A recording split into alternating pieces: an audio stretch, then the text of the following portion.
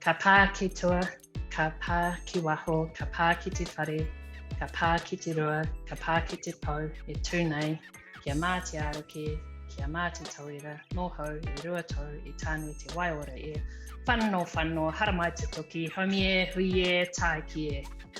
That's a karakia that's quite significant to me because it speaks to the fact that we need to focus on the things that we're doing at this particular time and brings us into the space of learning and sharing with each other. Okay, so yesterday, a little bit of a recap because I know that you guys are all super onto it and that you'll remember exactly what it was that we did yesterday and exactly what we're going to do today and what we're going to do tomorrow. But just in case, our tohu for this, so day one, we spoke about the value of this way of working. What does it take?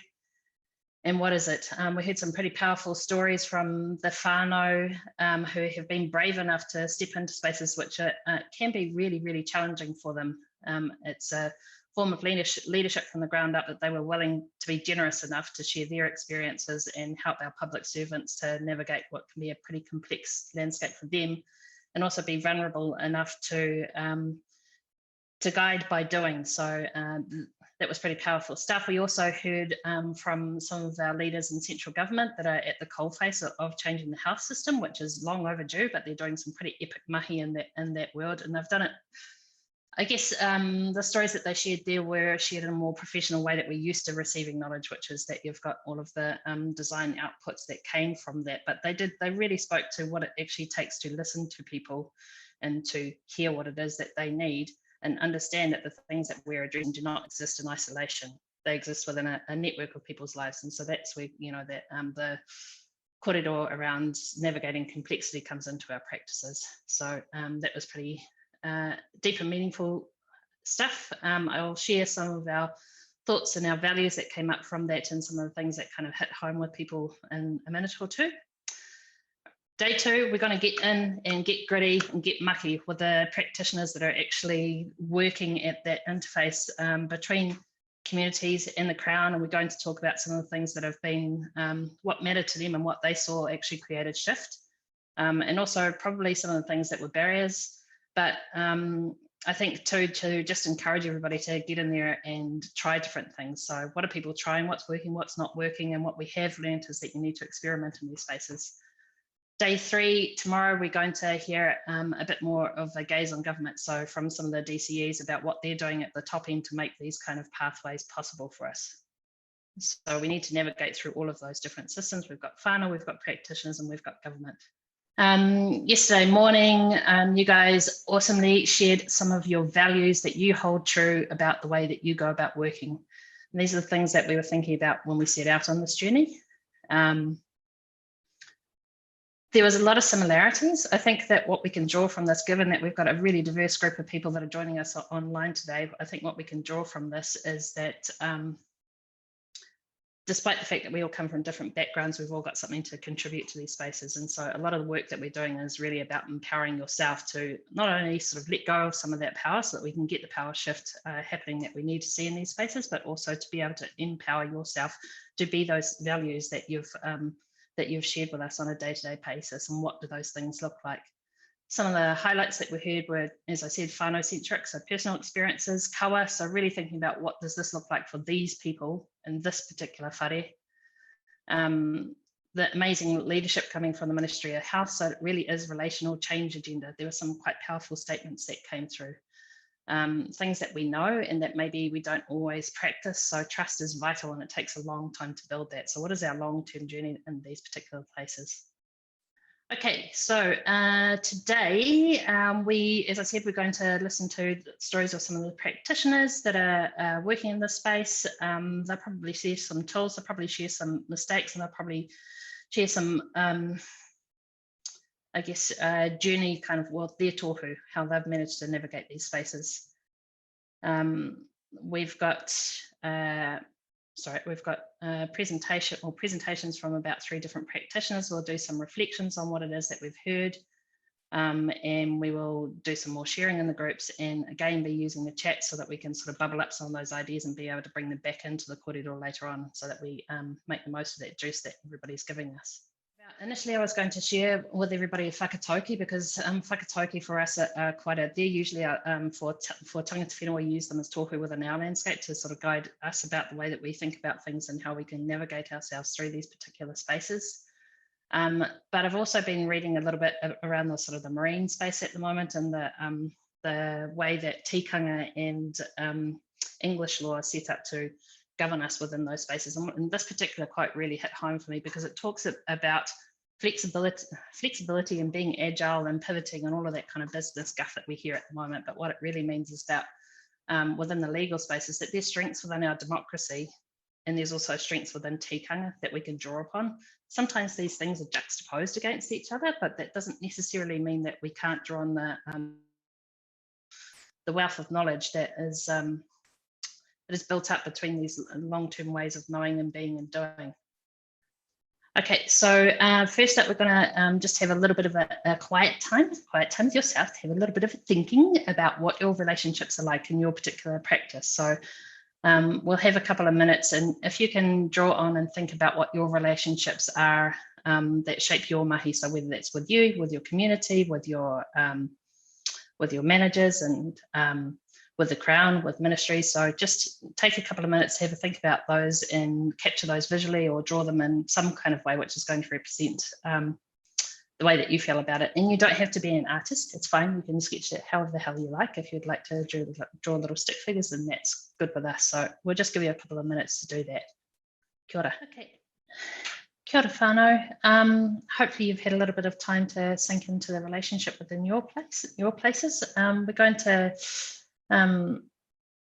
use this next moment to connect in with everybody else. It's always good to have a kōrero with people in the morning and have share some of the ideas that you've got about your particular place and what you're up to, and also probably some of the stuff that's bubbled up for you last night. So yeah, I will hand it over to Baruch to take us into some breakout groups. Take time to introduce yourselves, have a talk about what you've drawn and captured and what's come up for you through that little exercise. Think about what kind of relationships characterize your world and your mahi. There'll be around about sort of 4 or 5 people per group. And when we come back from that, we'll do a peer connect and invite everybody to capture your observations in the chat in the same way that we were doing yesterday, so that we start to get some of the ideas of the journey that everybody's been on. So I will hand you over to Baruch. Hopefully you've had a good chance to connect with each other and share some thoughts around this space. We're just inviting everybody at the moment to share some thoughts in the chat. So anything that kind of bubbled up in your kōrero about your relationships would be great to have some of that shared in amongst us. So in the chat, if you guys just want to drop in any of the observations that you had about what people drew or the kōrero itself, and that would be super helpful. What we'll do is try and bring back some of those questions into the panel later on, and or use it for sharing about our journey over the entire symposium. So next up, we are fortunate enough to have Karl Wixon speaking to us today, who is one of my mentors and one of the key people that actually sort of picked me up and threw me on the journey that I'm currently on from Te Matawa Māori. So we both share space in terms of the here taonga space, but also I guess connected to my whakapapa here, which is in Ngāti Kahungunu territory. Karl works frequently at the coalface of creating transformational change. So what does that actually really look like? And he's been doing this for quite a long time and draws from a fairly serious whakapapa when you're looking at Kāti Māmoe, Waitaha, Moriori, Ngāi Tahu. So yeah, he's got some epic ancestors that he brings to his mahi too. So just want to say kia ora to Karl. I'll hand over to you, Karl. Kia ora no tātou, ata Māori. Tēnei te mihi atu ki a koutou, e mihi tuatahi ki te kai whakahare o te oropu, Desna, tēnā koe ho, me te oropu whakahare mo tēnei kaupapa tēnā koutou. E rau rangatira mā, nā iwi, nā mana e nā reo, tēnei te mihi atu ki a koutou. He uri au o Tahu pōtaki, ki te tātoko hakoroko Waitaha Kāti Māmoe kai Tahu me Moriori oku ui, ki te tātoko haku ko Ngāti tō Rangatira tiwi. Yes. So Karl Wixon, Bluff born, Heretaunga raised. So born in the land of oysters and crayfish and blue cod, and raised in the land of fruit and wine, best of both worlds. So pleasure to be with you all today. I have to confess, when I first got invited to speak with IPANZ, I had to Google what on earth that acronym stood for, and Institute of Public Administration, NZ. Every word I read, I sort of accumulated a higher degree of yawning. I have to confess, because it's not my space to think about institutions and public administration. So, but I interface with government a lot. I interface with public sector a lot, and invariably run into policy, run into legislation, run into structures, run into cultures, run into all sorts of stuff, whilst pursuing this kaupapa of designing futures and making shift happen. Just want to acknowledge this period we're in. Manawa mai te pūtanga o Mātariki, manawa mai te araki o te rangi, manawa mai te mātahi o te tau. So yes, it's apt as we are during this period of Mātariki that we all have the opportunity to reflect back on our achievements and those who have passed, and cast forward, and read the signs, read those tohu Desna was talking about what's in the future and what's ahead. So in the interest of doing that a little bit, Desna sort of mentioned I've been in this kind of space for quite a while. So I wanted to just quickly sort of touch on what I see a little bit of the whakapapa of co-design, because I think it says something about practice and culture and trajectory. So, but the starting point for me, I'm going to mention, is about, actually about 2002. The government of the day was trying to look for some magic formula for growing the economy. And they declared and decided that that technology and design, amongst a couple of other things, were those key bullets. What was formed around that was a thing called the Design Task Force that issued a strategy in 2003 called Success by Design. And it was essentially looking at how design, and then what became referred to as design thinking, would help grow our economy. It spawned a couple of things. So one was a program called Better by Design with New Zealand Trade and Enterprise. The other was through the Tertiary Education Commission, the opportunity to develop some growth and innovation pilot projects. So this is where some of us entered the fray. Back in 2003, a few of us cobbled together, and we said, well, if it's better by design, it must be even better by Māori design. So let's have a crack at seeing what we can do using culture, commerce and creativity to transform Te Ao Māori. So that birthed a project called Awatoru that Desna was a participant in, and a few of us gathered around, and we explored our own models for this kaupapa. We cut our teeth doing projects in spaces like Māori tourism, Māori fisheries, primary sector, so more the economy side of the equation, but have continued to roll some of that development and thinking and modelling into other domains, over into health, education, social services, justice, and beyond. So Ngā Aho Incorporated, the Māori Design Society, was birthed during the period of that project, with some shared needs with our architecture kin, to be able to gather and share these kinds of kōrero and share these kinds of developments. So when Ngā Aho was born, it was under that same kaupapa around designing Māori futures. Alongside that, Better by Design continued to be schooled and tooled through sort of IDEO and Stanford's D School. So I guess the backstory was really a design model that was derived out of the Bauhaus. And then we seem to quite quickly adopt design models that have come out of the US, and in particularly the School of Design Thinking. Alongside the School of Design Thinking that got embedded in the Better by Design program, we had user experience design coming out of the tech sector and other things. So sort of this progression, what sort of happened with Better by Design and design thinking is a lot of the design design integration coaches, which I was one of for a period of time, have also stepped out and built these design thinking, co-design, human-centered design practices. So some of you are probably from them or have worked with them, and a lot of the legacy sits in that. I think what we've seen out of D School even, and Tim Brown, who was sort of the guru of design thinking, I guess, if you could give him that label, was there a eureka moment when they realized they'd forgotten about the environment, that everything was human-centered. So we now have the emergence of this thing called circular design with quite a strong environmental focus and quite a strong product and manufacturing focus.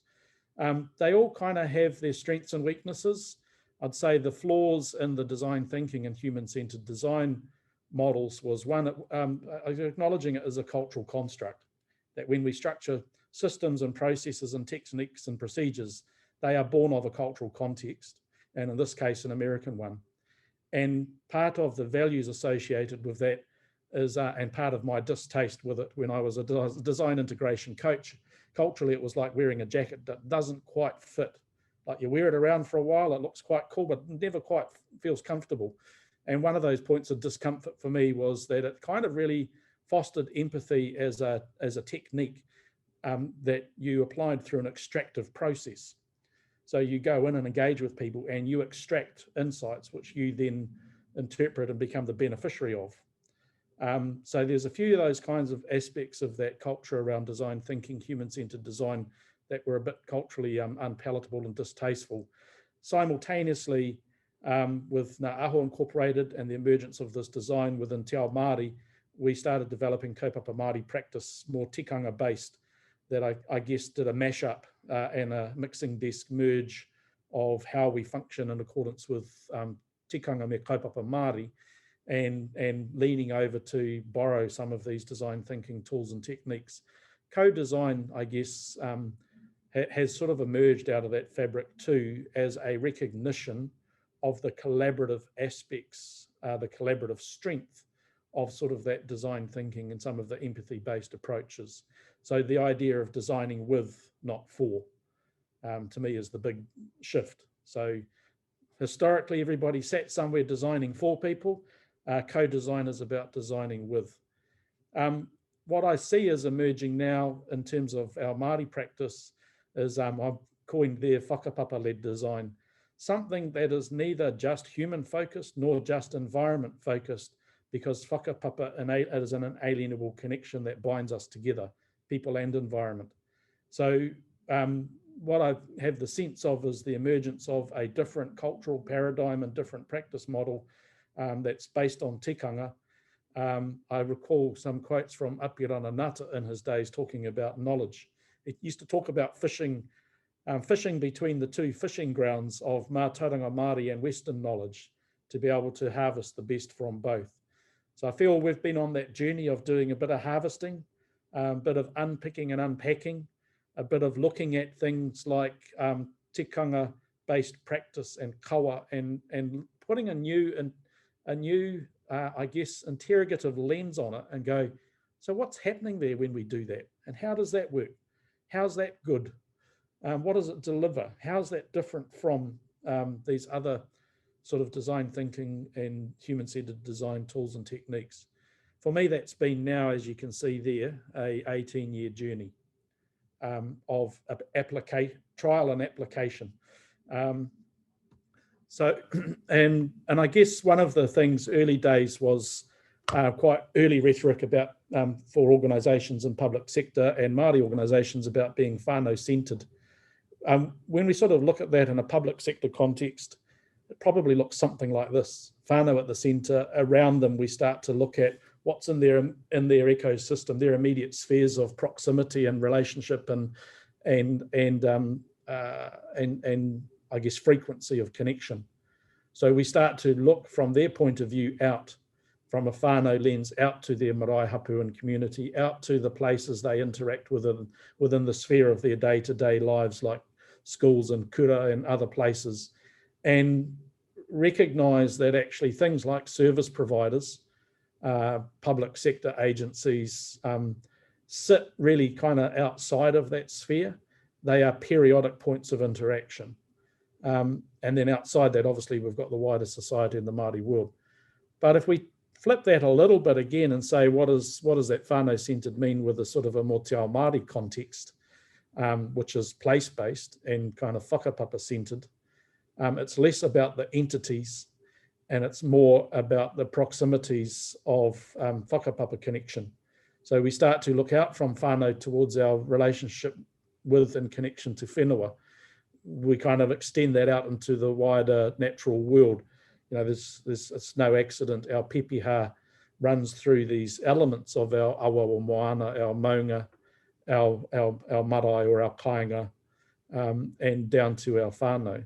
So that sequence of pepeha gives us the cues and clues about what that te ao Māori-based context looks like when we think about it from a whānau-centric perspective. But kind of the next wave really is to stop thinking about whānau-centred and actually to shift the power a wee bit and start to think about whānau-led. So if we take that te ao Māori paradigm and we start to think about whakapapa-led, it starts to kind of shape our thinking a little bit about what that looks like and what our, I guess, positionality is in relationship to us. What is our proximity and what is our role in relationship to whānau if we are led by them? And how do we create that? How do we create that space that enables that to occur? So if we look at a whakapapa-led approach, then it becomes about whānau rangatiratanga mana motuhaki. So it becomes about their ability to make decisions, self-determine, lead the way, decide whether to engage or not, or when to engage or not, decide whether they want to participate or not, all of those things, putting the power in their hands to lead that. And I guess then as, if I would say as haututu or co-design practitioners or whatever else you want to call yourself as a facilitator or an enabler in this space, you sit in that layer behind that is about elevating, recognising their mana, to whakamana, and to be there to awhi and to tautoko. So that's a very small group that stays on the whānau side of the relationship and is there to uplift them. So when I step into these spaces as I guess a co-design facilitator, that's the positionality. Then if we took that whakapapa-centred diagram, we start to then look out to hapu, iwi, marae, out to the kāinga, out to the hapori, out to the community. But see that as their role is to tautoko. And why I say that is quite often when that starts to turn into organisational names, sometimes they slip into the fabric with their own agendas or their own aspirations for whānau that aren't necessarily the whānau's aspirations. So I place then the providers, the government, the subject matters experts is even further beyond that. And the role there is to serve. And I think to me, that's a really important point. And it's a question that often needs to be asked in these environments. If you're sitting on the public sector side or the public administration side or the provider side, you have to ask yourself, who do you serve? And I say that's an important question because it's a reminder about your positionality in relation to the people you are working with. And I say that because quite often when I ask those questions, I'm asking them within organisations who will say they serve their community or serve their whānau, but they're actually structured in some other way. If it's government, they're quite possibly structured and run a culture that's about serving the minister, which is discordant with a culture about serving whānau. So a culture of compliance and innovation, a culture of compliance and control is at odds with a culture of empathy and innovation and transformation. They're polar opposites. So it's really important to actually have quite open and honest conversations about these questions of positionality and role. So I've used that term there about the whānau ātea. So if we're creating the open space, it's a whānau space and a space for exchange and interaction, that it is whānau that hold the space and you are there at their request and behest. That it's not your space, it's their space. So you respect it in the same way you would going on to the marae. In this context, the haukanga is the whānau. They're the ones who hold the space. You enter when they're ready. You enter on their terms. You respect their mana in the way you enter that space. Creating and curating that space is quite a challenge to get right, because it's not necessarily as tangible as an explicit as a marae fabric. It could be in a community. It could be people that are, in my case, some of the mahi I've done, people that are sitting within a prison environment. How do you create that atia in a space like that? Quite challenging. But I've also put there that tuapapa that sits there beneath it all, that underpins it all, when we anchor everything around whakapapa, connection to whenua, the taio, taimwana, the natural world, and that sense of tūranga waiwai, their place to stand with dignity and authority. So I want to talk a moment about, I guess, a recent kaupapa I've been involved in over a period of time, which is Paiheretia te Muka Tāngata. It's one of the projects out of Hokairangi, the Department of Corrections Māori strategy. It gets referred to as the Māori Pathways Program. So this was a program, I guess, the context is we have a government who's been doing its confessional for a few years, right? We're failing here, we're failing there, this isn't working, that's not working. And actually often the least served and the most overrepresented in the bad side of the stats are Māori. And that is certainly true here. We have a legacy in this correction space of stats that continue to worsen despite evident effort to address it. So this kaupapa was about rethinking, reframing, redesigning the response through a whānau-led process and through a whānau conceived solutions. So this has occurred over a couple of years. In fact, I'm up to Northland Regional Corrections Facility at Ngā Whā next week. We've got Minister Davis and Minister Henare up there, I think doing a bit of show and tell about what's happening up there. But this was I guess, under the current government with our Ministry for Māori Crown Relations, Te Arawhiti, it's no accident now that we're seeing the term co-design turn up in every kind of blueprint and RFP and transformation agenda as the methodology. The unfortunate thing is not that many people necessarily understand it very well, let alone how to practice and apply it within a Māori context or within a government or public sector context working with Māori. So I'm kind of quite simplistic in my view of what the magic formula looks like to get it right, but it's a nuanced thing. So I'm always thinking about, have we got the right inputs? What are the ingredients we need in the mix to inform, infuse, and get this right? Have we got the right people and specifically also at the right time? So who do we need in this space and when do we need them? One of the key things there is if we're going from a whānau-led, well, I would say we normally start whānau-centred, transition to whānau-led, because that's about them building confidence to step up and lead. So that requires a slowly, gently process of introducing people into the atia. We can't throw everybody in there at once, and we need to think quite carefully and deliberately about the succession of interactions. So that right process is kind of married to that.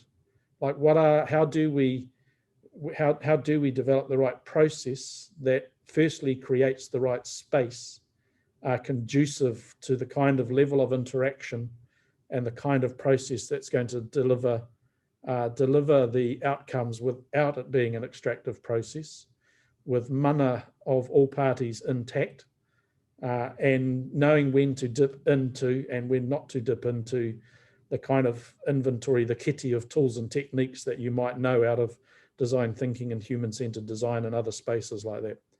And the right place becomes important, because we're saying if we're acknowledging whakapapa, we're acknowledging the impact and poignancy and potency of place for these interactions. Times when we say, actually, the right place for this is to step into te taiao, to step into the natural world. Or the right place to this is to step it into some dynamic, creative agency that's got blank walls and no culture or agenda set. So that question about right place is parallel to right process. If we get all of that stuff above right, we end up with right outcomes. We end up with outcomes we can have some confidence in that are culturally defensible. But if any one of those things above is wrong, then you've got to question what's been delivered out the other end. So I know a lot of you are familiar with co-design practice, so I thought I would cut to the chase on some of the challenges that I encounter frequently. So for me, one of them is acknowledging co-design as a Western cultural construct. Co-design as we mostly know it and is taught and promulgated is a Western cultural construct. So it needs kind of calling out that that's what it is. So I guess in that vein too, some would argue that central to human-centered design and design thinking is empathy, as if that gives you license or liberty to assume you can go and gain cultural empathy applying that Western process. So my point there is cultural empathy does not replace cultural competency. So being a high-skilled person in empathy, conversations and tools and techniques does not replace cultural competency. So the question of cultural competency needs to be considered. The other thing I would say is you can't predefine co-design or it's not co-design. If you map out the whole process end to end and say this is when we're doing it, what we're doing it, how we're doing it, that's not co-design because you've just dictated the whole gig. So walk in with your kitty of tools in your back pocket and no paper on the desk and no diagrams of what you're going to do and no jargon. If you aren't prepared to do that, if you don't have the confidence and the comfort and the skill to function like that, you're really truly not getting into co-design. Oh, true. And the other point there is, I guess, is empathy is a trait, not just a technique. So I've seen people who are damn good at the empathy tools and techniques and have shown no of it and show no empathy. It's a bit like, we can all go and learn how to use Microsoft Word. Doesn't make us a brilliant poet. So we need to think about that stuff around empathy. There's more to it than just a bunch of tools and techniques. The other thing there, which I've already touched on, is that sort of tikanga and design tool balancing act. There is a place for everything. There is a place to understand, actually, this process of whakatō mauri, of laying the mauri down, has a place in a co-design process. This technique of storyboarding has a place in the process. This exercise of whakawhanaungatanga has a place in the process. The trick is knowing what and when and why. Knowing when is the right time to pull out of your kitty things like storyboarding. When is the time to pull out of your kitty things like personas as a tool? I tend not to like personas because they tend to become a proxy for reality versus actual storyboarding. To me, we capture reality. It's not a proxy. Things like the role of te taiao and te taimoana. If we are creating spaces of sharing, if we are creating spaces that we want to create a space of ia or tau, we need to think about the influence of that environment. There are times when, if we're getting into and I'm talking in this kaupapa, we're dealing with people who have experienced deep grief and trauma. We need to think about, how does this space heal? How does this process heal? How does this add value for them? Sometimes those things are needed. Te tai moana, I can say that proximity to water, access to it, use of it, wai whakano, becomes important. I can say for one of the wānanga we held, going deep into whānau experience left me really, really rattled. Even myself, I had to go out at the end of the day, swim out into the ocean and float for a bit. The ability to actually know that those environmental domains have a role to play. Things like mana and tapu management. How are we acknowledging, respecting, uplift mana through this process? How are we mindfully, carefully questioning issues like tapu? Where can we go or not? Where is safe to go or not? What is sacrosanct? How do we enter those spaces? And how do we then, if we go into a space of tapu, how do we whakano? How do we extract from it and re-establish, re-establish a different environment? The co-design jargon is one thing that always grabs me. Because if I go back up to that point about empathy is a trait, not just a technique, if we were being truly empathetic for people we work with, we wouldn't roll in the door with a bunch of co-design jargon about sandboxes, empathy conversations, and sprints. It's all mystical mumbo jumbo to most people, and it makes it sound like we know something that they don't about a cool process. It sets us aloof from them. So real mindfulness about use of everyday language to explain, a workshop's a workshop, people get that. When you start talking about a sandbox, they might go, oh, is that a play thing? Or actually that sounds like some flash contemporary modern kupu that a flash company uses to describe some mystical process that I don't know anything about. Right? And I guess the key one for me there is avoiding extraction, being really mindful that you are not there just extracting goodness from the participants and they are deriving no value. So if we go out with a principle of uplifting them and a principle of reciprocity, we have to walk into every action, not just wondering what it is we're going to get from them, but what it is we are offering them. So tuku mai tuku atu, tuku tuku, the passing back and forth. That if we step out to ask something, we do so with something to offer. And my last point on that one about being beware of experts. And I'm going to say this in two spaces. One is what you might frequently refer to as SME, subject matter experts. They're often the worst person to have in the room because they have highly formed and informed opinions. That can quite quickly narrow thinking and channel direction if they're given too much space and they are positioned as an expert relative to whānau or participants. The challenge is to invert the sense of who the experts are. Whānau in this environment, they're the subject matter experts of their lived experiences. Everyone else has to park up any sense of being an expert, including the co-design facilitators.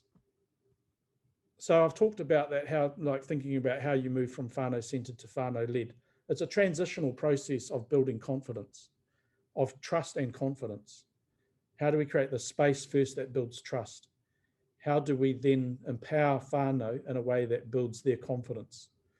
So those things like whakamana, how do we uplift their mana? How do we whakakaha? How do we build their strength? How do we build their courage? One of the ways we did that through this Paiheretia to Muka Tāngata process is we never had any point of departure from our whānau that we were working with. In other words, we did everything together. We even discussed the next process together. We did the distillation synthesis together. We did not step out of the fabric to do our own analysis and distillation and synthesis and then take it back. We did it with them. And then as we wove people into the process with their readiness, led by their readiness, they were the ones to stand up and present. So by the time we had done 4 or 5 iterations of that kind of interaction, where they've been building their story, building their understanding of needs, building their messaging, iterating, slowly weaving people in, by the time they're getting to speaking to power and speaking to authority, they've now done this 4 or 5 times and they're standing up there delivering confidently. Some of that journey for our whānau looked like from people who struggled to utter a single word to start with. And when they uttered a few words, tears came. By the end, they're standing there with their storyboards, with their messages crafted, confident, deliberate, and not afraid. So, you know, there's a real process about that. And that thing about speaking their truth to power, that's when we start to confront the constraints in the system.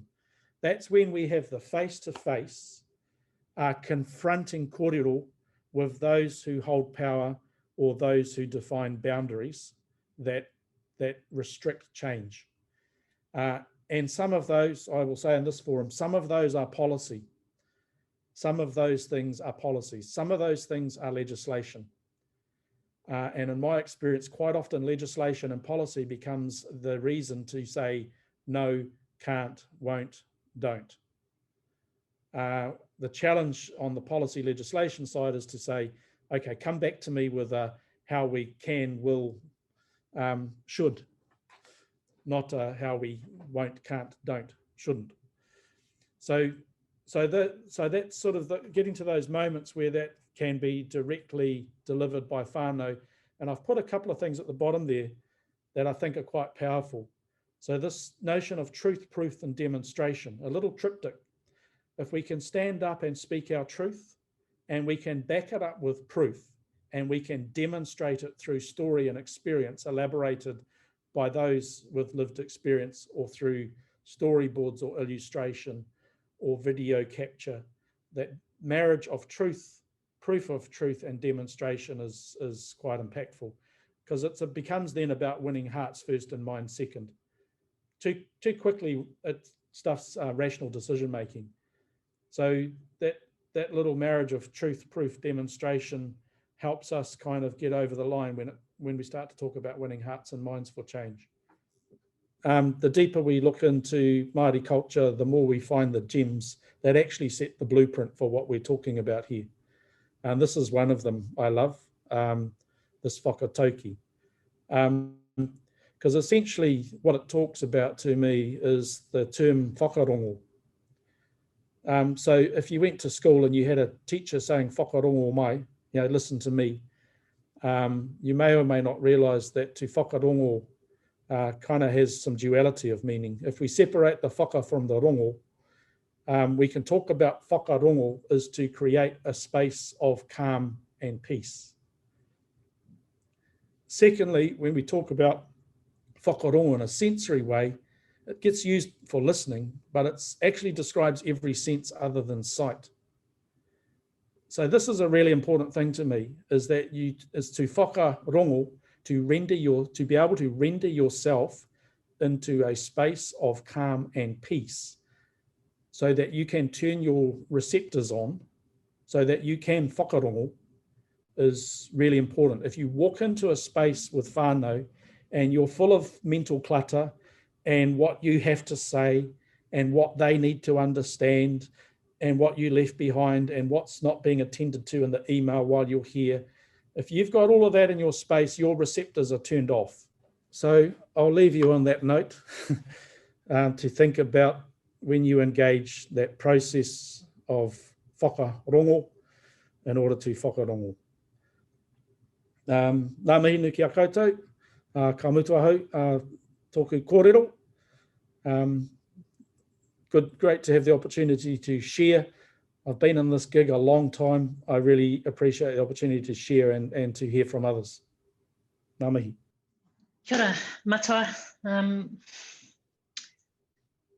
As always, that was extremely deep and gave us a hell of a lot to think about and to reflect on. So ngā mihi nui for sharing some pretty hard-hitting wisdoms there, and also super practical tools about the things that we need to, the ways that we do need to be and know and do in order to be able to navigate these really difficult territories. I really appreciate too that you've picked up on some of the core practices that some of our whānau were sharing yesterday about how do we create space for whānau voices and what does that actually look like. Also for me, what really resonated was the way that you've nimbly navigated two knowledge systems. There's a distinct way that you're bringing in the tikanga and the reo and our knowledges of this place and weaving those with the Crown ways of doing things that we taught through our Education Institute. So ngā mihi nui. I want to give everybody a little bit of time to go into some breakout groups and have a kōrero about what it is that you've just heard and share some of your thoughts with each other. We'll give you, I think it's around about 10 minutes or so to do that. Yeah, whakawhiti kōrero. So what did you hear in that kōrero? What stood out for you? What ways of being and knowing and doing matter? One other point to really think about, which is what Karl brought up with that whakatauki, is what is the quality of those spaces when you're existing with them. So kia ora koutou. We'll let Brooke take you through to the breakout group. Welcome back, everyone. Hope you've had a cup of coffee, cup of tea, had a little break and had time to reflect on that wonderful kōrero by Karl. Thank you, Karl, for your kōrero. We'll bring you back in about 20 minutes. But what I'd like to do now is introduce our next session and speakers.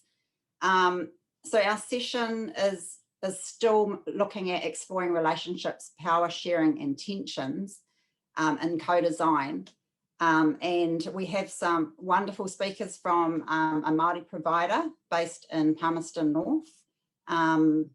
So I'd like to introduce Materoa Mā. Materoa Mā is the upoko whakarai of Te Tihi o Ruahine, based in Palmerston North, and is actually one of the 100 leaders in the 100 Māori Leaders Project. You'll be able to Google her. So the 100 Māori Leaders Project, I'm sure most of you would have heard of it, is really shining light on some of our wonderful Māori leaders in health and those who have really influenced the health sector in particular. Our other speaker along with Materoa is Nikki. Now I've worked with Nikki recently, Nikki Walden, on a co-design project that they have been doing for the last 3 to 4 years. Nikki's also working at Te Tihi o Ruahine and has a Bachelor of Social Work and a Master's in Indigenous Studies. And it's been awesome working with you, Nikki, on the co-design project, designing an app, which is very exciting, and hopefully you share a little bit of your journey today.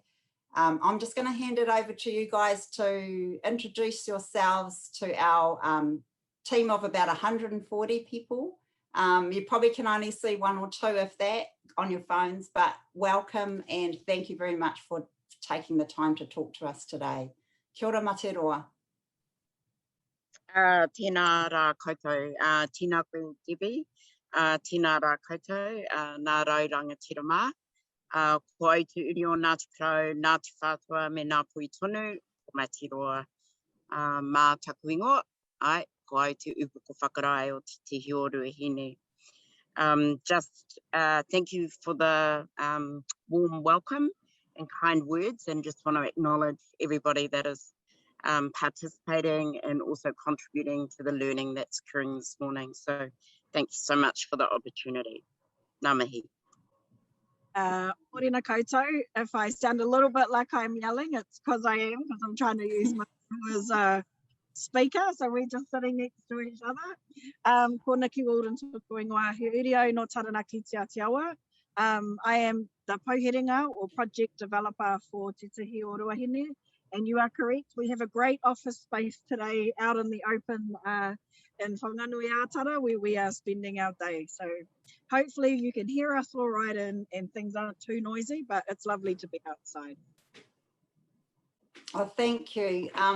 So when I asked these wonderful people to be part of this, I said, look, it's just an informal conversation to share some of your learnings and your journey in co-design, particularly with the government, but also to create some provocations for us as well to think about. So I'm just going to ask some questions and leave it open for you to respond how you would like. And the first one is, thinking about your experience in co-design work as a Māori provider, what do you see your role was or is in co-design projects, particularly those with the government?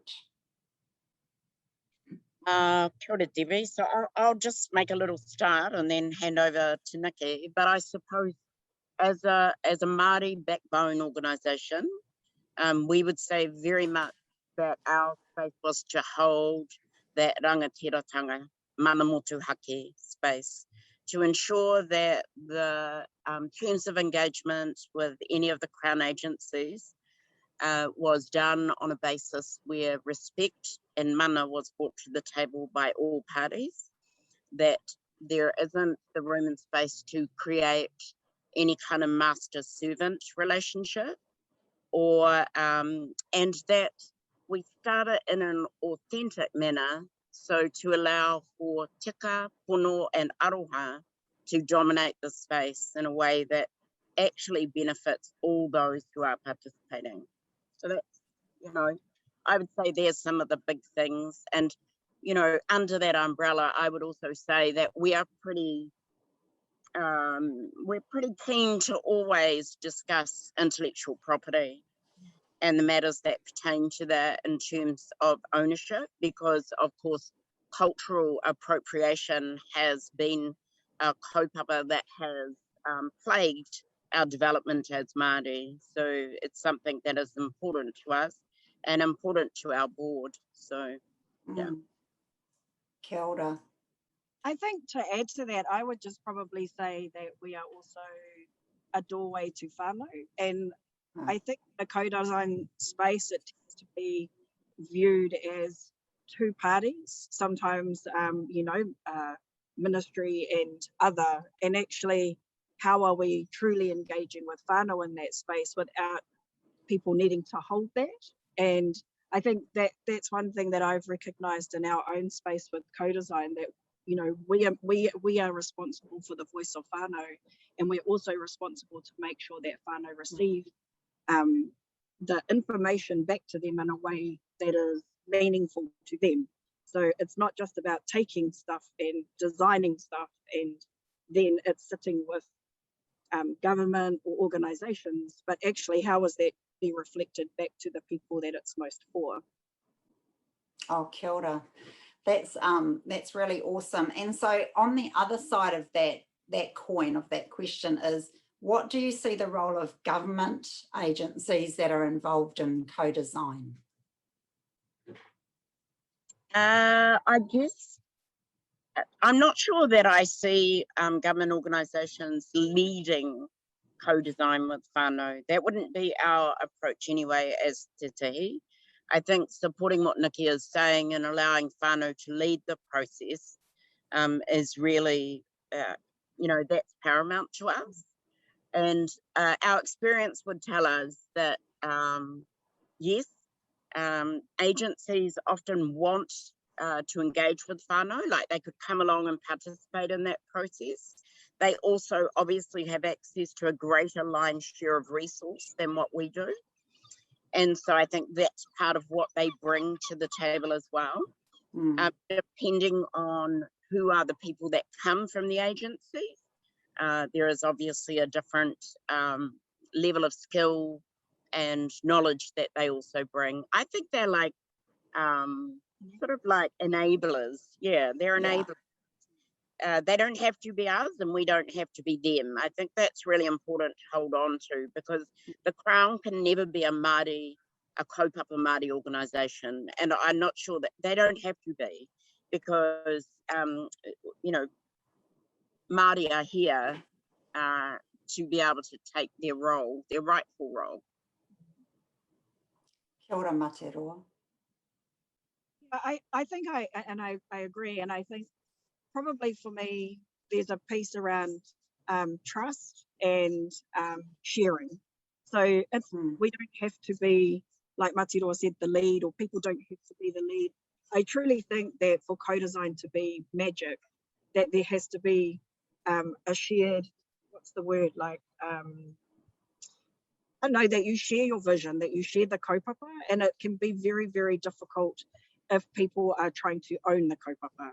So how do you get to that space? And I think often that gets a little bit lost. That can be to do with contracting, or, you know, just those, when we start to tie down design by requirements based on money and contractual requirements, that can be very difficult. So to release that and to trust a process of design with whānau and with your partners is going to be truly beneficial in the long run. I saw that, I don't know, it must have been in relation to the previous presentation, someone sort of posing the question about how do you kind of move to a space where you can trust enough to hand over what you might be responsible for in terms of your mahi inside another organisation. And I think, yeah, well, that's true. You have to grow the trust and you have to let go of some of the power, and actually trust builds that space where people actually start to share the power and be honest. Like, if you can't make something happen, then come to the table and say, don't try and kind of dance around that. We'd rather know, so that then we can bring to bear all of our tātou, them and us, our skills, to actually look at where are those other opportunities and how can we work together to get the outcome that we're wanting. So I think sometimes we do find that agencies treat us like we might be quite naive because we're small, and because we're Māori. So, you know, I saw some comments up on the chat about, you know, there's not very many people who can do this work, and, you know, those kind of things. I think there are more people than what you think. And I think also you have to trust that Indigenous people have been doing some of these approaches for far longer than fancy words like co-design came along. Kia ora. Was that provocative enough? I just wanted to ask. That is great, great. You know, you've talked a lot about ownership of that kaupapa, and letting go is quite a big thing for government agencies and groups to be doing. What are some of the other challenging or challenges that you've come up within projects and within your experience that you could share with us? Are there some other challenging tensions around power or relationships or whatever that you're thinking of? How long did we have? No. 8 minutes. I think some of the things are also about pace. We find that quite frustrating because often Crown agencies, because of all the layers and other things that they have, not necessarily because of what people desire who are working in those roles, the pace of things is very slow. And then what generally happens, they get to a point where, yay, they've been able to come to a decision, and now can we move at 2,000 miles an hour? And it's like, oh, hang on a moment. You know, that's an issue of trying to use power. And so sometimes I think it's challenging for iwi and Māori, although less so, I think, now, to call that behaviour that actually is detrimental to growing trust and getting through those processes, because the Crown hold the pūtea. And so if you're going, you know, people do sometimes then retract into this notion, well, I'm the funder, and, you know, I don't want it like that. We still get that sometimes. I think I would also say one of the challenges, language. I think when we talked a little the other day, Debbie, around just because we don't use the same language doesn't mean we're actually talking similar to each other. And so that can be a real challenge if people aren't wanting or prepared to take the time to understand each other's language. And I think, like when Materoa was saying, you know, co-design's a great new word, but that stuff might have been happening for a very, very long time. And so how can ministry actually get past making us or trying to make us speak the same language and be understanding and accepting and give themselves time and patience to go, okay, actually, this is the same language and we're just doing it slightly differently. So I think that has been a bit challenging. And if you have great relationships with the people that you're partnering with, you can overcome that. I absolutely, you know, like we're talking about challenges, but I also want to say with those challenges have come great results, because the people that we've been able to engage with have got to also a point with us where they go, oh, actually, we are on the same waka, and so all goods. And more times than not, I think that they've been more prepared to change their language to align more with the kaupapa that we're trying to actually drive, as opposed to having to retain the power for themselves. So I will also acknowledge that too. Absolutely. We met some amazing people, and I think also the thing is that policy isn't law. And so sometimes I think people forget that they can push the parameters on that. And if they're willing to do that, then we will back them. And that actually is a strength that people can then stop feeling so powerless inside of very large bureaucracies and lean on their partner. If they've truly got those relationships, then your partner will come to the table to support you as much as you support the partner. It's reciprocal. I think sometimes that's not well understood. Well, thank you so much for that. We've got a couple more questions. One is, what were the things that have supported good relationships and good experiences in working together? I think time is a critical thing. Time, did you say? Time. I'm to engage. Yeah, kind is good. Yeah. Being persistent. Really, you know, even though you might sort of like, oh, that might have been a bit bristly, that interaction, go back to that. Don't just take things at face value, because sometimes some of the relationships that start off a bit bristly actually end up being the best, because there's something about authenticity in that. Yeah. So I think, you know, definitely time, and don't give up, especially if you are keeping the kaupapa front of mind, because it's not about you, it's not about me, it's actually about the benefit in terms of whānau and our wider communities. So if you can be kaupapa driven, keep the vision, then I think you can get through anything pretty much. I definitely agree, you know, and we kind of stand firm on those three critical principles of tika, pono and aroha, right? Where if you are engaging in a way that is tika to your kaupapa, your shared kaupapa, and you are being pono and you are delivering all elements of your engagement together with aroha, then you should actually be able to maintain a really great relationship in co-design space. And aroha doesn't mean it always has to be lovey-lovey. Aroha is definitely about what Materoa is talking about, being able to have some really critical conversations, some hard conversations, and finding a way to move through that, which is done respectfully and looking after each other. So I think that, you know, if you were to take three things and that was the only three things into a kaupapa, then, you know, that should be a good basis to grow. Oh, kia ora, Nikki. And lastly, we're rushing through these questions, aren't we? But we will come back with some more questions from the floor, so we will have a little bit more time. But one last question is, what were some of the key lessons for government groups that you would share, I guess? And I know you've already shared a lot, but is there one kind of point that you might want to share at this moment that you've learnt about co-designing with the government groups? From our point of view, I guess, you know, Yep. from our side, I would say we've had to learn tolerance, Yes. bucket loads of tolerance, Yeah. you know, and, you know, and to keep on at those things, to be tenacious has Yes. been very important, because it's important to the kaupapa. So, but also we you know, we're upfront about that, you know, like, this is actually really hoha, and this is why we are experiencing it this way.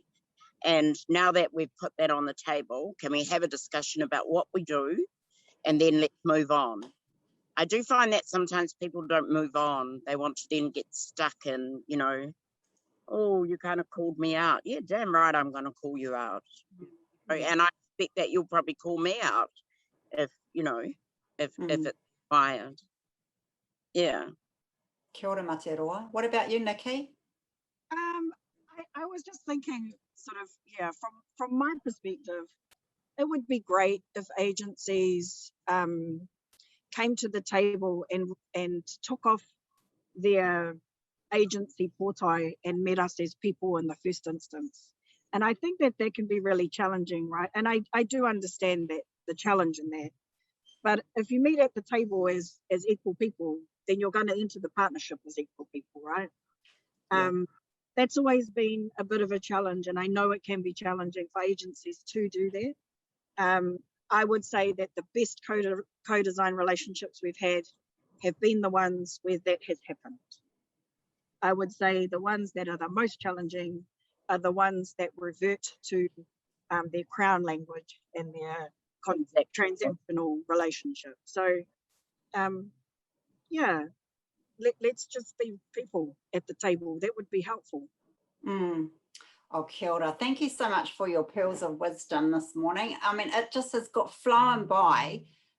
We just want to just have a short break here and give our audience and our participants a couple of minutes to write down and reflect on their reflection sheets, something that they've learned from this kōrero today that they want to take away. So if I just give everyone a moment, just 1 or 2 minutes to reflect and write down some notes for yourselves about what you might, what you've heard. We can have the slide up, thanks. What you've heard and what people are learning and trying, and what you could be learning and trying going forward. And then we'll come back and have a panel question and answer and bring Karl back into our kōrero. Okay, I'm just going to call back our panelists and bring Karl into our kōrero. Just want to thank Materoa and Nikki once again for sharing. Even though it was short, there were some wonderful things that we can take from that kōrero. So maybe if we just start off with you, Karl, maybe what are the things that have supported good relationships and good experiences of the working together, the co-designing that you could share with us? So what has supported that, do you think? Actually, I tautoko the previous whakaaro about turning up to the table as a person. You know, take your portai off, check it at the door, check your pre-thoughts and your baggage at the door. As I used that whakataiki at the end of my presentation, that kōrero about whakarongo, you know, to actually create a space of calm, a space of tau, so that you're even got your receptors turned on to actually be able to be to engage and perceive and receive. And I think that takes work. Like, you actually need to prepare people to enter that space. And I certainly know one of the things for me when we're being ticketed to that whānau-led process and we are introducing people into their space, is that we spend as much time prepping those people to enter that space as we do creating it. So actually the time that's invested with those people to go, you know, to share kōrero, to work out those questions of positionality, about stop being an expert, park your opinion, all of that kind of stuff before you enter this space. So I think, I don't know, so it does take a bit of, for me, so that is a relationship management challenge. Yes. About how you maintain before the terms were used around tika, pono, aroha, how do you actually ensure that? Because it is vital as the basis on which trust is then built. As was said, we're talking the same language. We've got to build trust before we can share power, and we've got to share power before change can happen. Kia ora. Yeah, I'm really hearing and I understand from my own experience the importance of that whakawhanaungatanga process at the beginning to be done right. But you're also talking about preparing the people that are going to come into the room together. And Angie reflected on that yesterday and talked about supporting whānau to be in that space where they would come and meet government people, and how that was for the young woman that shared yesterday. So there's all this beginning phase of the engagement is so important to get right, and to be prepared and to really focus on that carefully. And I know, Nikki, with the experience with you guys in Toiaria, how that engagement process that didn't start off quite well enough, had a little hump to get over before you became together. In terms of what you were co-designing and kind of understanding each other. Do you want to share a little bit there? Yeah, I think, if I reflect back to the statement, I think Materoa might have said, or it might have been me, I can't remember now, about time. Often when we start to engage with agency, Materoa talked about the speed of things. And so that can really make engagement and being able to take the time to, be people and prepare ourselves for what we're about to do very challenging. It would be great, potentially if agency were less concerned with starting something on the very first day that you meet with somebody, and be more interested in building that relationship in the first instance.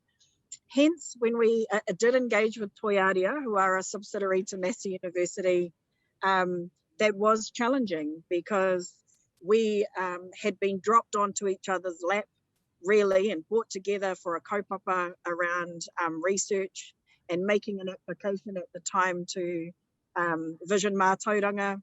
Man, we were just running before we even knew each other. And it meant that when the mahi started, we were very challenged by each other's whakaaro on what it was we were trying to achieve. We both wanted to achieve the same thing. We just, again, go back to language, weren't talking each other's language. We were completely, we're like whānau-centered, whānau-led. They're like participatory design, something. We're like, what the hell is that? And then the more we worked together, we realized that actually what we were wanting to drive is what they were also wanting to achieve. But what I would say is it's not the same thing. Let's just be clear. It's not the same thing. Participatory design, co-design, whānau-led, whānau-centered. But the way in which we wanted to drive our kaupapa was from a Te Ao Māori lens, and therefore we wanted to use the kaupapa or the positioning that worked right for us as those of us that were our kaupapa from Te Tihi, what we wanted to achieve in there. So I think that once we got past our initial, that's not what that is, and that's not what this is, and that's not what that is, and started hearing each other for the very first time, we learned really, really quickly, which was really cool, because then we were able to have some pretty robust conversations like Materoa was talking about, which resulted in some huge learning. And then Materoa and I were just talking as well about not only was it about learning, but we actually then were able to grow, share, develop each other's skills and knowledge in different aspects of co-design and just in general, and mahi in general. It wasn't even like a specific anything anymore. We've become almost like whānau, right? Where we are prepared to share so much of each other because we truly have a relationship now that recognizes our own individual skills and abilities and what we bring to a table. So it's kind of, it went from, oh my God, how are we going to do this, to we could never have done that without you. Kia ora. Kia ora, Nikki. And now another question around the whānau involvement in co-design. There's been a question about how do we do this without over-consulting or wasting whānau time or extracting, extracting their information just for the design or whatever. To throw that open. Who would like to answer that? I'd just say when agencies are looking to do co-design around a particular kaupapa, then first engage with hapu, iwi, Māori in the rohe. Because it's not necessarily that Crown agencies are best placed to commence that work on their own. So I think just, think about who actually is in that rohe. Get those connections going first. Because I think if you do that, then you won't actually start over, what have you got? Over consulting is not the same as co-design, just want to say. Yeah. So, you might want to get, what is your kaupapa? Is it merely consulting? Because then you can say, we're only consulting on this, and anything that you give to us may not necessarily end up in the end product, or, be clear about what it is you're doing. Don't mix them all up together like they're the same. Kia ora. I'll just probably add a couple of things to that, I think, too, is just watching those threads of questions. I think, too, that, and I didn't mention it in my presentation, but actually recognising that you are asking people to contribute effort and energy, and quite often people who are making that request are doing so in a paid capacity of people who aren't paid. There has to be resource balance in there, and we have to honour their input as they're the subject matter experts and treat it as such. And I think that in one regard that changes some of the dynamics a bit in terms of, one, sensing you're being valued, and two, that the question about then kind of longevity and volume of effort becomes a managed thing by all parties. And if we're being whānau led, they will decide whether they want to carry on or discontinue. But also, if we've built the relationships, the collective then can then also start to go, hey, we're happy for you to carry this kaupapa on our behalf. So there are points where you go, we've worked collaboratively at this effort, but now, hey, we want you to continue in this process on our behalf to maintain the mana of our kōrero and to carry the kaupapa forth. And, so like I'm turning up at Northern Regional Corrections Facility next week, and we have whānau who are going to be there, who now get invited in to present to staff as an advisory resource, who now are turning up next week to be talking to Ministers Davis and Henare. So, and they have the full weight and backing of that ropu that they were a part of for their continuity in the kaupapa, and that's now spanning a couple of years. But that's been a collective and individual decisions managed the whole way, but with a determination that the mana of the kōrero needs to be carried, that it needs kaitiaki, that you don't hand it over and say, there you go. So those are sort of, for me, there's a lot of questions in that question, or there's a lot of dynamics in that question. Yeah. Just coming back to you, Karl, there's a specific question for you. It brings us into, I guess, the government space here. It says you've been in processes that have been constrained by politics, where people are there to serve their masters, not the people. Is there anything you'd say about how people might navigate that kind of process while still drawing on these ideas? One is you start doing it in a very respectful way. And when it doesn't move, you start getting slowly more disrespectful. so I think the thing is you start softly and you lean into that conversation. And I've got a few exercises I use, some of those positionality exercises, Some of you may have heard of a shaker feeler insider exercise. I've got a few tools in the kitty that I use that give people a wee bit of a jolt and a need to reframe the way they're thinking. And sometimes that can be quite a cathartic thing for people to have the self-realization that, while our rhetoric is that we serve whānau, all our behavior is serving our minister. So it's actually just building the self-awareness of those dynamics, and that they can start to see themselves in the mirror. But sometimes they don't see it, and it needs calling out and pointing out. And sometimes that's a hard conversation, right? But I think the thing is that actually once we build the confidence and the kaha of our whānau to speak their truth to power, that's impactful. Because when they're faced with the immediacy and proximity of reality, that term you used, aroha, which if you break it into aro and ha, to turn and face close enough to exchange breath, there's no hiding from that. There's no hiding from aroha. That's what it is. It's proximity, directness, intimacy, and being right there. So and sometimes it takes that. You need that directness, proximity and directness to actually start to shift thinking and to influence conversation. Because it's easy from an email out somewhere else, social media banter.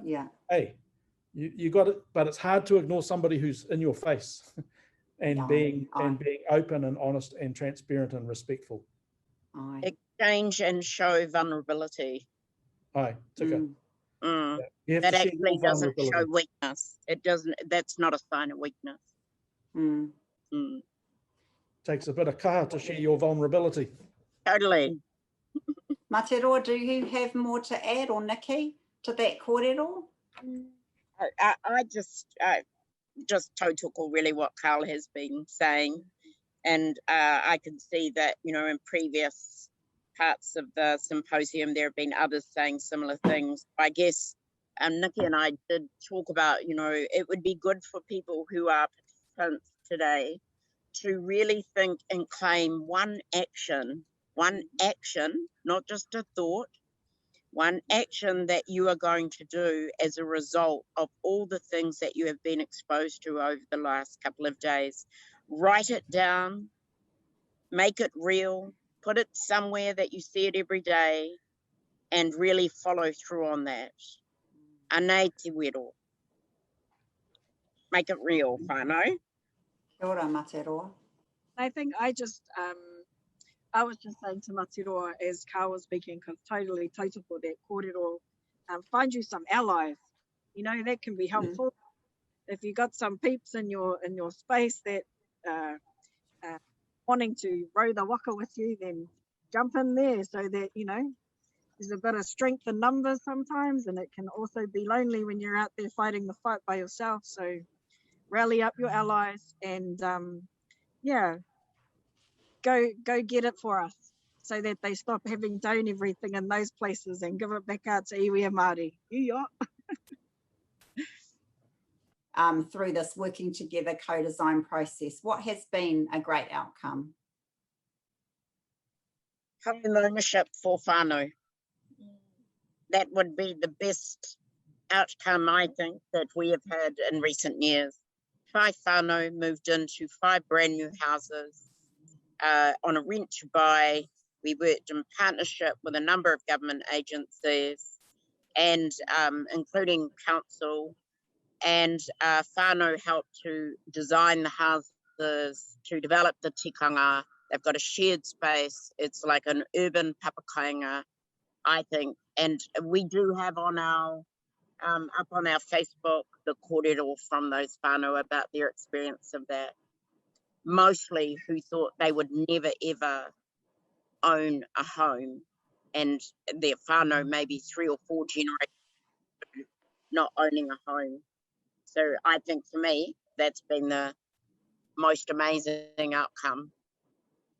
Yeah, I mean, I think being able to see whānau front and centre with the mahi that we do, whether it be in the home ownership space we're doing, you know, the digital work, Debbie, that you spoke about, and getting to see how whānau actually influence and genuinely can change the way and direction in which we do stuff, because it's about what works for whānau. So I think that truly seeing whānau whakaaro being realised, and that's what Te Tahi is all about for us, is about realising whānau potential. And on aspiration, build on aspiration, not what's the matter with whānau, but what matters to whānau. Aye. Hi nui kia kōrero. Thank you so much for sharing today. You've given us lots to think about and take away, and like you say, we need to write down those actions that we're going to take into the future. Ngā mihi and safe travels on your next part of the day. Kia ora. So we're going to go into a breakout group again so that you can connect with your peers and take on and reflect on the kōrero we've heard from Karl and Materoa and Nikki, and whatever else you're thinking about. But what we'd like, you know, put these questions about what are people trying and experimenting with to enable these ways of being, knowing and doing. What have you heard? What can you take through into your own world, into your own mahi? And then we'll be hearing from Roxy from beaming in from Australia. And so Robin and Roxy will be taking you in the next session.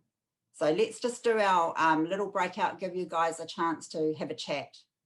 And thanks for your participation this morning and listening to this session. Kia ora. Thanks. Thank you, Debbie. Thank you very much. Tēnā koutou katoa, everybody. Before starting, I'd really like to mihi to the awesome kōrero that's already happened from Karl, Materoa and Nikki, and our host to date, Debbie and Desna, who have been setting the scene for today. I'd also like to really acknowledge the Tāngata whenua present in this forum, along with the Tāngata Tiriti o Aotearoa, tēnā koutou. And kei te mihi ki ngā manawa whenua o te whanganui ātara, taku kāinga mahi. And tēnā koe Roxanne. So who am I? Ko Wai'o. I'm Robin Bailey. As Debbie said, I'm a Pākehā and I'm an evaluator with Allen & Clark. I'm absolutely delighted to warmly welcome an amazing colleague, Roxanne Bainbridge, from the First Nations people in Southwest Queensland. Roxy, I'd like to acknowledge the country from which you are speaking and all the countries across Australia where we are working, their elders and emerging leaders and their continuing and enduring connection with the lands, waters and seas. Roxy is a partner with Allen & Clark on IHAP Yarns, which is a 5-year national evaluation of the Australian government's investment in primary health care for Aboriginal and Torres Strait Islander people. Roxy, joined with me on occasion, is going to provide some reflections from our project on today's theme, relationships, power sharing, intentions, and what we're trying and experimenting with to address these. So over to you, Roxy. Thank you, Robin. I would also like to extend my respects and acknowledge the people of New Zealand at Aotearoa, and also of the lands upon which I live, work and play here in Cairns in far North Queensland, the Gimoy Wallabara of the Yindinji Nation, and also the Yabaganji people, sort of who border on where I live. I'd also like to acknowledge my own country, which is Gungari Kunya Nations down in southwestern Queensland, and pay my respects to elders across all of the countries we are zooming in from, and pay my respects to their elders past and present and future generations. So thank you very much, Robin. I think Robin has sort of introduced the project a little bit. So what what we're working on. Okay, so I'd just like to start. Our context is IPANZ, which is the IAP stands for Indigenous Australians Health Program. So we were commissioned to co-design and implement a 4-year evaluation of the Australian government's investment in Aboriginal and Torres Strait Islander primary health care through the Indigenous Australians Health Program. So that program is not necessarily a program, but rather a bucket of money, just to be brief, that enables several different streams of work to happen for Aboriginal and Torres Strait Islander people in primary health care. It includes capital works and other, facilitating appropriate care, access to care, and high quality care for Aboriginal and Torres Strait Islander people. I think the aim of our project is to strengthen the appropriateness and effectiveness of comprehensive primary healthcare systems for Aboriginal and Torres Strait Islander communities. So if you can just briefly have a look around there, that they are our design aims. So fundamentally, it's about creating change and learning through action. It's quite an action-oriented design. The design is grounded in the knowledges, experiences, and aspirations of Aboriginal and Torres Strait Islander people to ensure that we can draw culturally relevant conclusions through the evaluation. It's implemented using highly collaborative place-based approaches. So in participatory action research cycles and oriented to a decolonising gender, as you could imagine, and embedded in a systems focus across 4 different settings. So we have local settings and state territory settings, national settings, and then we have cross-cutting collaboratives that cut across all of those levels and across the nation. So the decolonising agenda is about countering the dominance of Western knowledge systems so that we can work more closely together through an integration of 2 knowledge and the interface of 2 knowledge systems, and ensure that they are at the centre of what we're doing. And I say at the centre, not privileging. I like, we do live in a world where we've got 2 knowledge systems operating in the same place, and I think to meet the expectations of our commissioning body and working and systems across the nation, we need to find ways of integrating that knowledge, but realigning that power balance so that we don't have one over the other, but one centred more than the other, given that this is about Aboriginal and Torres Strait Islander people and their health and wellbeing outcomes. Okay, where are we? We're currently, we haven't been that far into this project. So if you can just have a look across here quickly, we started back here with the participation agreements. We had a long lead-in time, and all credit to the Australian government and the Department of Health for giving an opportunity. We had a whole year to co-design this project and engage with people on the ground to feed into that co-design aspect of it. So this comes before here, that, and so we've done participation agreements, implementation plans. So we're working, how do you want to work with us? We obviously got ethics approval, but we're moving into the April-May cycles where we did interviews, workshops, yarns, held collaboratives and shared some relevant documents. We're just moving into now across from, if you're moving across to the right further, participatory action workshop 1. And with the intent to co-design shared priorities and agenda for change at each site across Australia. We have about 17 sites, but those sites are not just one place, they are geographical sites and including the system that sits around those sites. So you might have the health service, the primary healthcare network, the Royal Flying Doctor Service, other GP services, anyone who services health for Aboriginal and Torres Strait Islander people in that place. And then we'll move into October to a different kind of participatory action workshop that builds on the first one, And that's more about what actions came out of the first and reflecting upon those, making sense of new data that we'll bring in and planning for the next cycle.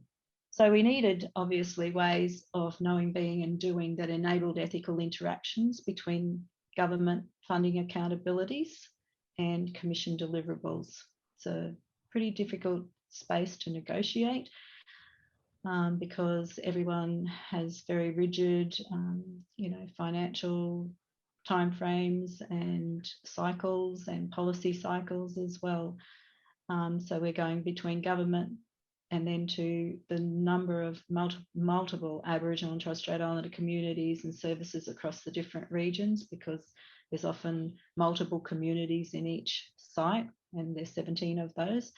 So across different regions, so rural, remote and urban, different types of settings in Australia and at different levels of the health system. And also with members of our own team. So our own team is quite large, it's cross-cultural, it's multidisciplinary. We've come with different work backgrounds and they spread across Australia and New Zealand. So our solution was to position ourselves in a third space, not that it's a physical space, but it's a transition space where power relations and norms can be subverted by everyday practices. Hybrid identifications are possible, where dialogues between cultures evolve and where new things come into existence, and that's based on the work of Homi Bhabha. I guess this is what we're trying, and this is where we've been and where we're at and where we continue to interact. So at a team level, we're embedding value principles in an all teach, all learn approach. So we use the 6 core National Health and Medical Research Council core values, which are in spirit and integrity, cultural continuity, equity, reciprocity, respect and responsibility. So what we've done there, particularly in the team, mind you, those values actually cut across not just the team, but the entire project. So we're consistently reflecting back on how that's manifesting as we implement the whatever we're doing, the design of the project or the particular activities involved in the project, interviews, etc. So what's really important is that we share power right there in the team, and so we've really tried very hard to configure our teams to have Indigenous leadership across all aspects of the project, including in the design, the implementation, analysis and the reporting. We've really tried hard for to keep Indigenous and non-Indigenous evaluators and health service representatives in all team configurations at site level. So Roxy talked about we're working in the evaluation at 3 levels across the health system, at a local level, state, territory and national levels. And however, where we're starting with actually what are communities' values in terms of their values and their aspirations for primary health care, for their health. And so the whole project that's informing, Debbie will know the sort of evaluative criteria, but the whole project and starting to think about action at a local level, the workshops will evolve out of those values.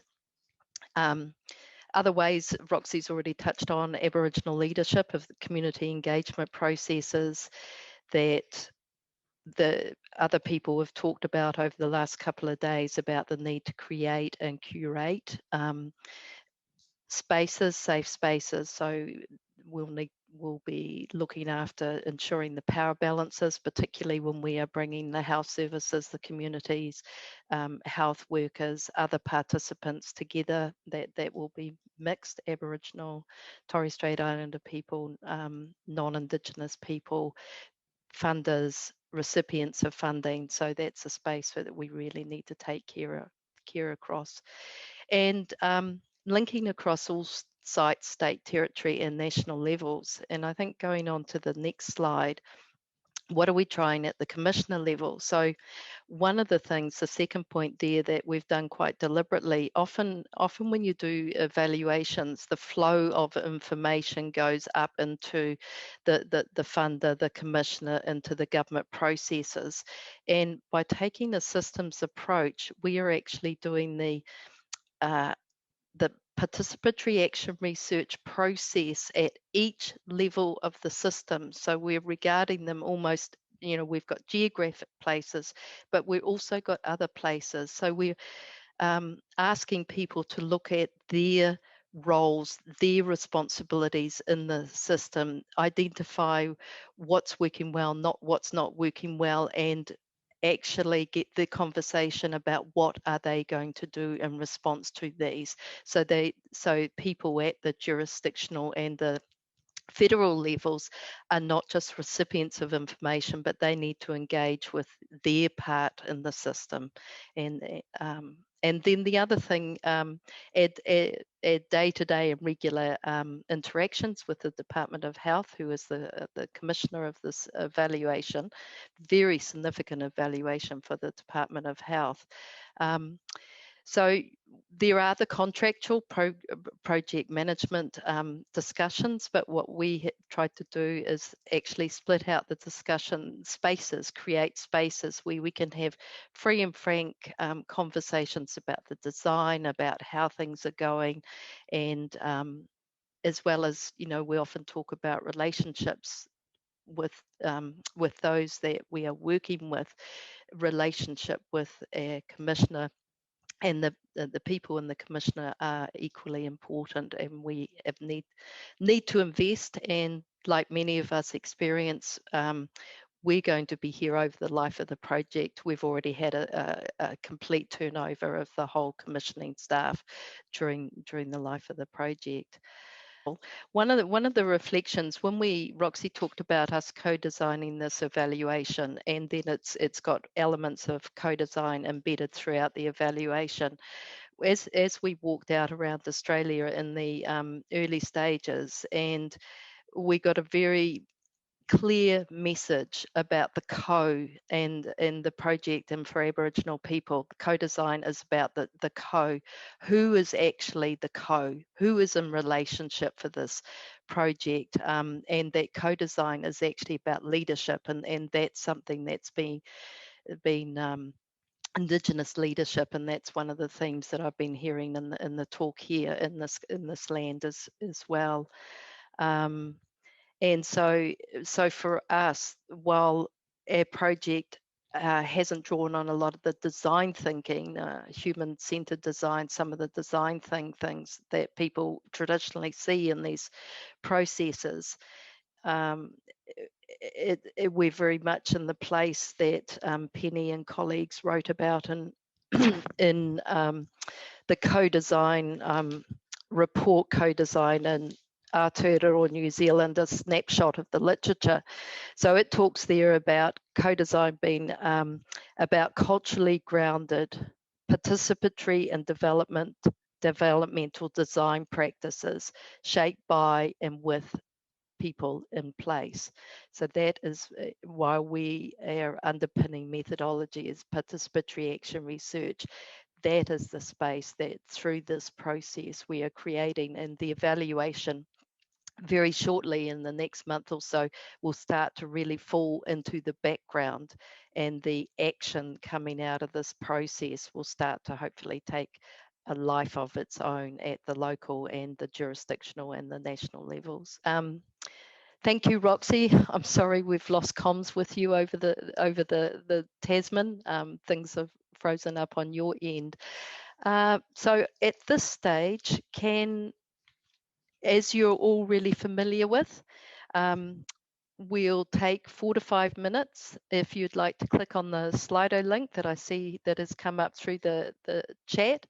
So through the theme of today around relationships, power sharing, tensions, we've heard about things that matter. So in this last bit of time, can you please come back and have considered that in terms of what that means in terms of ways of being, knowing and doing.